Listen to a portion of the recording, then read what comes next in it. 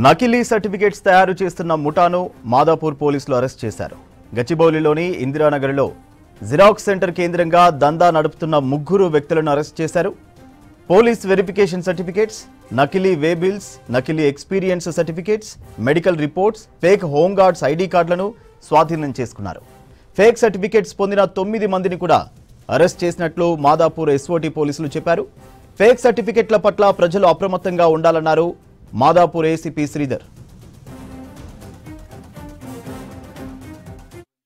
గచ్చిబౌలి ఇందిరానగర్లో Shyam xerox centre అని ఒకటి సంవత్సరం నుంచి ఈ మహమ్మద్ సాజిద్ అనే వ్యక్తి జిరాక్స్ సెంటర్ నడుపుతున్నాడు. దీంట్లో ఏంటంటే వీళ్ళు మీ సేవా సర్టిఫికేట్లు ఇష్యూ చేసే వాటిలో ఫేక్ అంటే ఫోటోషాప్లో ఎడిట్ చేసి ఫేక్ సర్టిఫికేట్స్ తయారు చేసి ఇస్తున్నారు.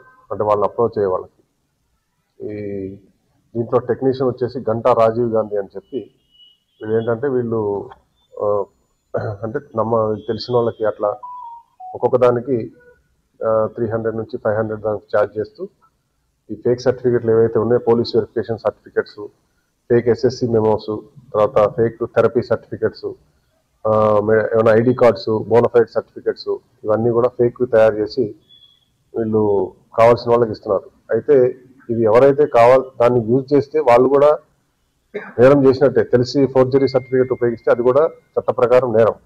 వీరిని దాడి చేసి పట్టుకోవడం జరిగింది. వీరి మీద కేసు నమోదు చేయడం అయింది. వీరిని రిమాండ్ చేయడం జరుగుతుంది.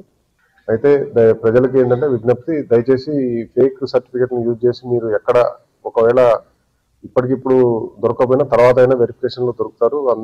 యూజ్ చేసినందుకు కూడా శిక్షకు గురి కావాల్సి వస్తుంది.